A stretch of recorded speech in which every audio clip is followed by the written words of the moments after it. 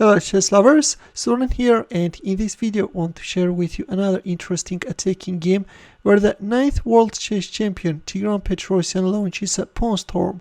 In this game Petrosian's opponent is Mexican champion Morelos Castro, and the game was played at the 1968 Lugano chess Olympiad.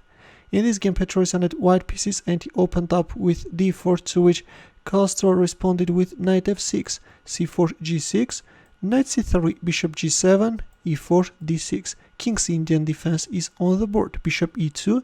In here, castling kingside is the main move, but black played c6, and Petrosian went for the hyper-aggressive 4-pawns attack. This aggressive approach can create too many problems for black, although on the other hand, white also has to be very careful. In some cases, when pushing forward these pawns too far, white can find himself overexposed.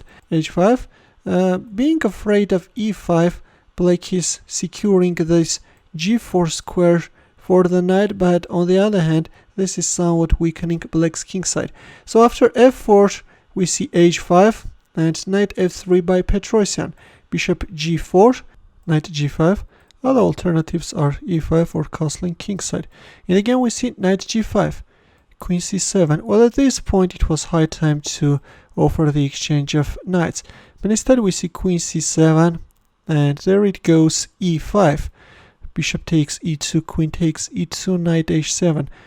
Finally, once black knight got attacked, black offered the exchange of knights, but already it's too late. This pawn is on e5, the queen is on e2, and this is a completely different position, and already black is in trouble. Here Petrosian went for the exchange of knights on h7, after which the queenside knight occupied the e4 square, and now the threat is knight takes d6.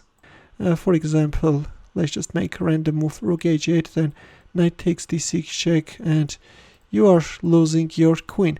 To knight e4, black answered with d5, and this time the queenside knight occupied the g5 square.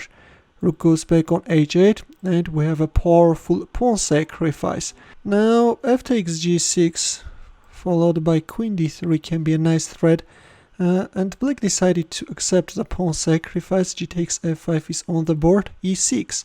There is no way to stop white pawns.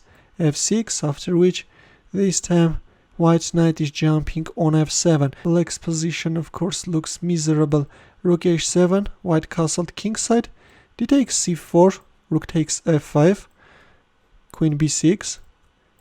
First we see bishop e3, and after c5, Petrosian strengthened the pawn on e6 further, d5, knight d7, relying on the fact that now if d takes e7, then black can play king takes f7.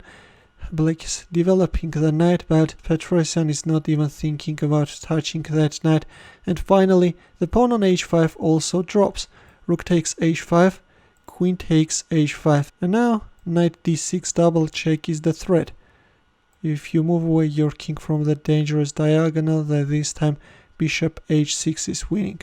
If here, then bishop takes g7, and then queen h6 check is coming, and black king is getting checkmated. But let's go back to queen takes h5. Black answered with queen takes b2, and there it goes.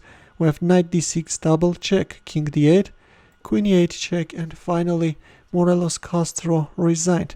If king c7, then queen takes d7, and then of course queen takes b7 also allows white to checkmate black king. That leads to a mate in 4, and when it comes to mating faster, knight takes c4 is the move. This allows white to announce a checkmate in 2 moves, and then we have queen a4 checkmate. That's why after queen e8 check, Morelos Castro capitulated. As Max Save said, Petrosian is a great master of pawn play, and in this game Petrosian once again demonstrated his talent. In the end, the chess puzzle for you where the task is to find the winning line for white. It's white to move, and I will wait for your answer in the comment section. Thanks for watching. Here are more suggestions for you. Feel free to check them out as well. I will see you in my next video. Take care.